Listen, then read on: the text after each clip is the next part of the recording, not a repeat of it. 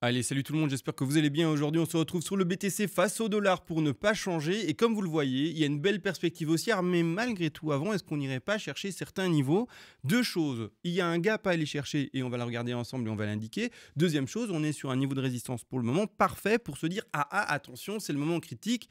Il peut y avoir une correction intéressante maintenant. D'accord. Donc on est toujours dans les hauts des prix, on est toujours autour des 121 000, 117 000 dollars. On est vraiment dans le top des prix du BTC, mais malheureusement, il peut corriger. Je vais quand même vous montrer, prendre un peu de temps pour vous montrer le scénario où ça devait pumper tout de suite. Mais pour ceux qui veulent être patients et se dire je vais attendre de voir, là je touche à rien. On parle en termes de trading et pas d'investissement, attention. Là je touche à rien, je vais attendre de voir si le BTC corrige et s'il corrige, je vais rentrer dedans et ouvrir des positions d'achat. C'est ça qu'on va regarder. Alors, première chose, on va regarder, vous voyez bien, j'ai indiqué ici BTC Gap. Alors on va faire quoi? On va changer de graphique, on va juste aller voir les futurs. Et sur les futurs ici, qu'est-ce qu'on voit? Eh bien, on voit simplement des gaps qui ont été mis en évidence, mais qui en weekly ne sont absolument pas visibles. On va aller sur du 4 heures, 4 heures, ça sera correct, et on pourra le lire. Les gaps, qu'est-ce que c'est? Premièrement, pour ceux qui ne connaissent pas, ce sont des creux, comme on peut les lire ici. Vous voyez, il y a un creux, il n'y a pas de bougie de dessinée, d'accord? Ces creux-là vont souvent, avec le cours par après, quand ils se dessinent, se faire rattraper et se faire combler. C'est-à-dire que le creux, il va se retrouver avec des bougies dans l'histoire par après. Donc là, vous n'avez rien, et puis pouf, on tombe sur des bougies.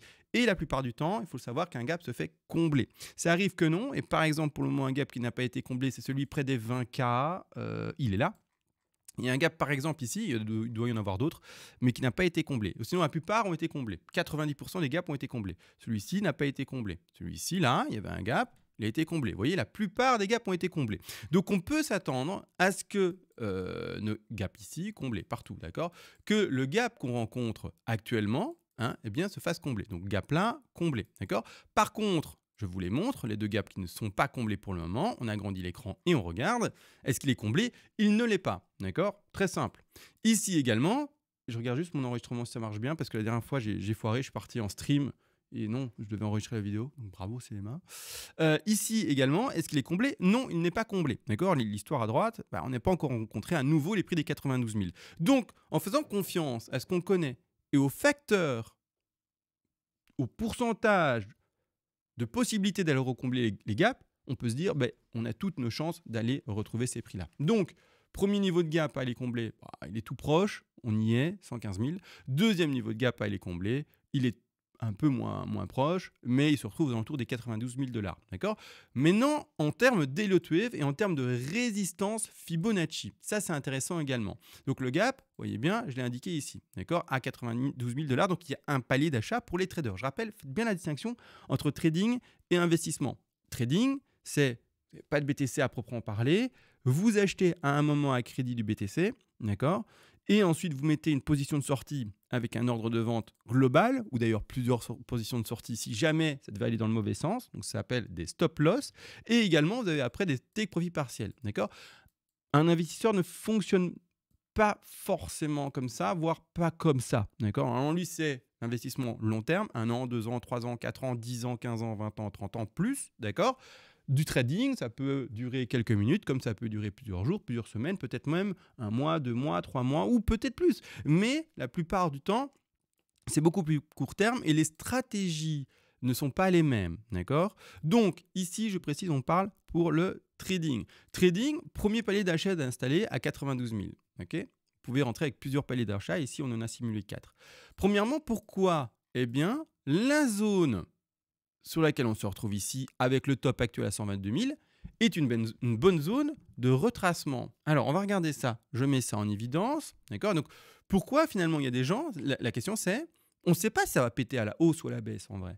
Mais pourquoi est-ce qu'il y a des gens qui se disent mais non? Eh bien maintenant, sur ce niveau-ci, je ne vais pas acheter, vendre si tu veux, shorter, ça c'est à toi de voir, mais je préconise, en tout cas à quelqu'un qui débute le trading, de ne jamais vendre un marché qui est de fond haussier depuis maintenant bientôt 15 ans ou 15 ans, et surtout depuis 2 ans et demi, qui est haussier, et surtout avec en plus ce cheat code qu'on connaît, il crache 1 an, il pump 3 ans, il crache 1 an, il pump 3 ans. Donc le cheat code, il est là. Donc si on est dans un pump actuellement cyclique de normalement 3 années qui devrait durer, pourquoi shorter ça? Sauf si on est avancé et qu'on maîtrise tous les outils, etc. Là, il n'y a pas de problème, risk management, etc. Mais quelqu'un de plus débutant, tu fais encore des erreurs et évite, en plus de ça, de t'ajouter de la difficulté. Mais après, chacun peut faire un propre diagnostic de son niveau et savoir si oui ou non il peut ou pas, ou oui ou non il peut ou ne pas prendre ce risque-là. Donc ici, j'ai changé de time frame. Il manque de l'eau en fait, c'est pour ça que j'arrive plus à parler. Et ce qu'on va regarder, d'accord, c'est là. Alors, les niveaux de retracement d'une baie, d'accord, qui sont ici, je les énonce avant de mettre le Fibonacci de retracement, sont 123, 127. D'accord. Sur les marchés crypto, dans la bourse, ou plutôt dans les actifs plus traditionnels, donc de la bourse par exemple, on va retrouver un retracement plutôt vers les 138. Ok. Je vais vous montrer ici le premier niveau de retracement en non logarithmique et puis je vais le mettre, et c'est intéressant, en logarithmique. Donc derrière moi, vous allez voir, je peux sélectionner le logarithmique là. D'accord, je les active pour le moment. Donc en non log, on en est où? Je prends mon Fibo de retracement, je vais en bas de ma A, je l'étends jusqu'à sa racine et je regarde. Au 123 dépassé, en grisé ici, on lit les 138. On est encore dans la zone acceptable. Maintenant, par contre, quand je vais activer, regardez bien, le fameux log là, je l'active, boum. Par contre, là, on est parfaitement sur les 123, 127. Donc, je suis vraiment maintenant dans une zone que je peux considérer encore comme réellement susceptible de jouer son rôle de résistance. D'accord. Donc, on n'a pas pété à hausse. On n'est pas encore déjà proche des 168 ou quoi. On n'est pas en train de se dire oh, « Ok, maintenant, c'est vraiment le décompte haussier qu'on commence. » On est encore potentiellement, malheureusement, dans un décompte qui est de latéralisation et, entre guillemets, baissier. D'accord. Baissier court terme. On espère bien sûr après que ça reprenne, vu qu'on va acheter la correction. De cette manière, quels sont les objectifs baissiers de cette affaire-là? Je le travaille en non-log, d'accord, pour la projection baissière, dans ce sens-là. Vous allez voir que si on est en log, c'est différent. Les objectifs ici, 161,8 à 65 000, 123 en double bottom, local, hein, d'accord, bottom local, hein, les 15K, les 3K et c'était combien le bottom de 2015? Je ne sais plus. Vous me direz. Mais sinon, ça change un tout petit peu les fibos et les objectifs baissiers sont un peu plus importants. D'accord. Donc, dans les derniers fibos, hein. Ceux-ci, c'est différent. Mais voilà, donc c'est pour ça que moi, j'ai envie d'être un peu plus optimiste, entre guillemets, et voir des corrections moins fortes et acheter plus tôt. Ça se joue au pixel près quasi, mais voilà pourquoi moi je vais travailler la correction en extension en non logarithmique. De cette manière, le premier point d'achat sont les 61,8. Donc s'il doit y avoir correction, on va aller chercher les 100 000 $. Mais non, dommage, parce qu'on a quand même un gap très proche qui est ici aux 92 000. Bon, mais attendez, les 100 000, ce ne serait pas le premier gap? Ah non, non, il est là, le premier gap, il est ici, à niveau des 113. Qu'est-ce que je dis? Qu'est-ce que je raconte? N'importe quoi. Non, ici, d'accord, dommage, hein, si on va à 100 000, ben, il manquait rien pour aller chercher les 92 000 du gap. Donc, allez, voilà. Après, certains vont dire, ben, c'est du support psychologique, le chiffre rond, il n'y a pas de problème. On a de toute façon mis un palier là d'achat. Mais n'empêche, voilà, allons chercher le deuxième. Au plus, en fait, le BTC va écraser pour quelqu'un qui veut être patient et attendre la correction. Et au plus, c'est bien pour lui, parce que là, ça veut représenter, on va partir sur une division, d'accord, de 25%, 25%, 25% et 25%, une proportion d'achat. Vous n'êtes pas obligé de faire ça. Vous pouvez faire 50%, 20%, et puis 10%, 10%. Vous pouvez jouer ça comme ça, d'accord? Mais peu importe. Si, théoriquement, pour l'exercice et pour l'apprentissage, je vous montre un achat à 25, 25, 25, 25. Quelqu'un qui a un BTC qui ne fait que ça, et puis qui fait ça, mais il est rentré dans son trade, avec le capital qu'il l'octroyait à ce trade, que de 25%. Donc c'est pour ça que le gars qui met ses paliers d'achat et son stop loss en dessous du bottom local, pour lui, par exemple, hein, ici dans ce contexte-ci, il va espérer, en fait, c'est con, mais la plus forte correction pour qu'il achète 25, 25, 25, 25. Trade d'entrée à 100% et puis après, il espère le pump. C'est ça, hein, donc vraiment. Hein. Donc là, bien sûr, on attend que ça aille chercher peut-être même jusqu'aux 78 000 $ pour le meilleur des cas de ce trade. Pour celui qui met ses paliers d'achat jusque là-bas en bas, d'accord? Comme on ne lit pas l'avenir, on ne sait pas si ça va pumper à ce niveau-ci, celui-là ou celui-là, c'est pour ça qu'on joue vraiment des strats, si vous voulez, et qu'on joue différentes petites couches, pour utiliser un autre mot que le mot strat. Donc ici, voilà, les couches vont pouvoir s'étaler jusqu'à 78 000 pour entrer dans ce trade. Donc ensuite, également, hein, je vous ai montré que en log, je ne sais plus si je vous l'ai montré, donc je vais vite refaire la manip, j'active le log, on est pile poil sur les 123. Donc ici, clairement, je veux dire, on est vraiment en non-log et en log sur le bon niveau pour pouvoir indiquer un retracement. D'accord. Ensuite, Bah oui, ce trade-là doit être construit. Monnaie risque management, vous le connaissez probablement. Si jamais pas, bah n'hésitez pas à venir sur le Discord qui est indiqué là-bas, à gauche.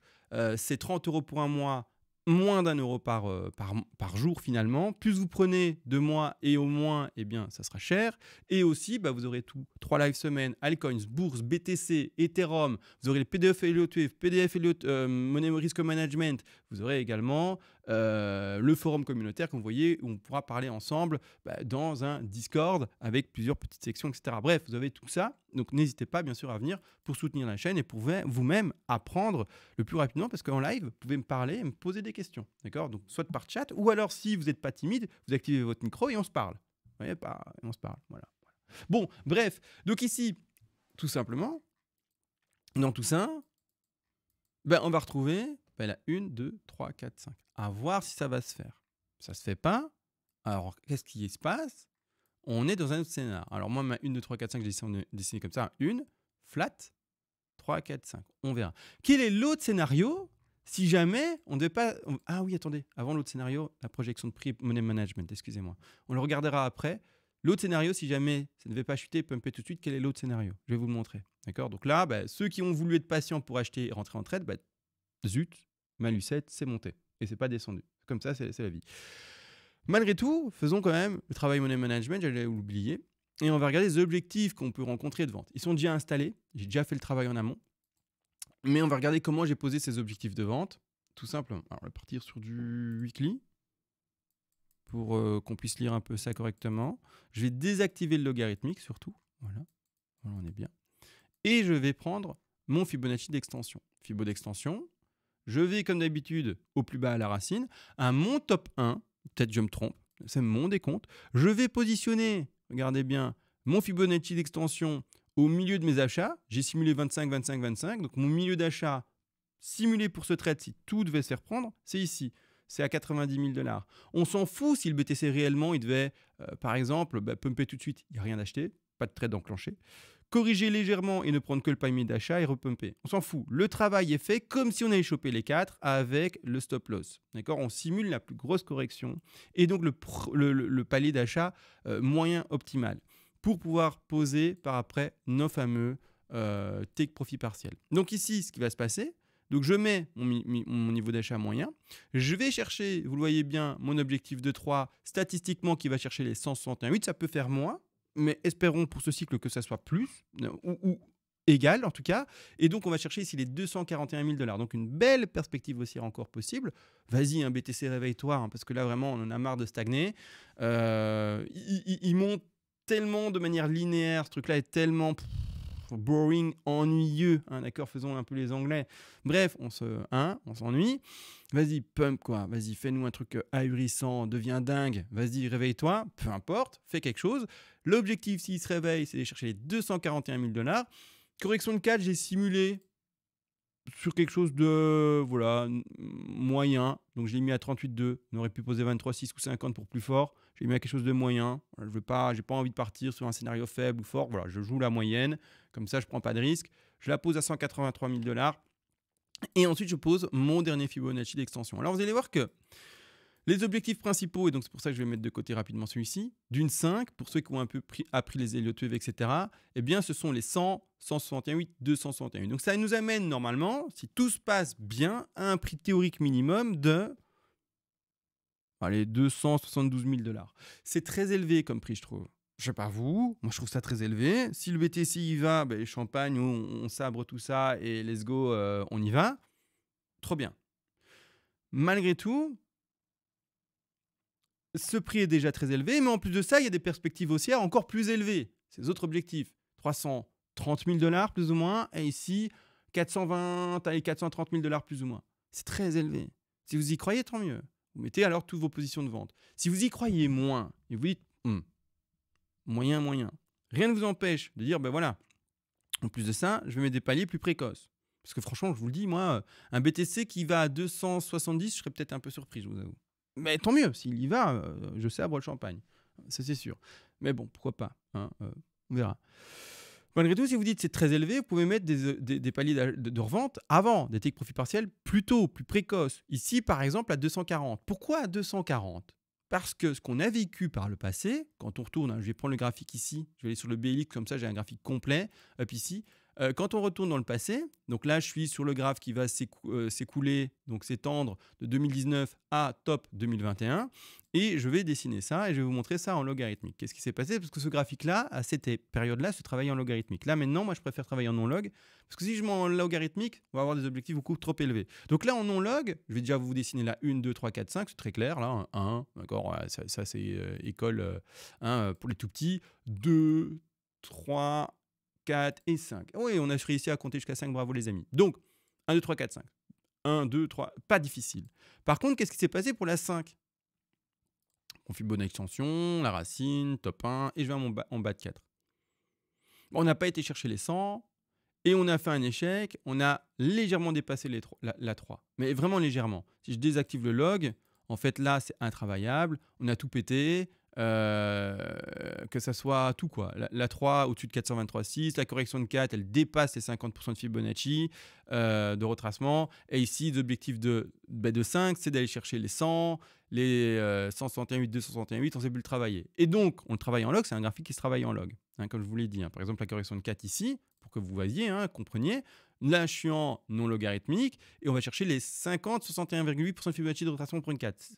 C'est bonjour, tu viens d'où? C'est n'importe quoi.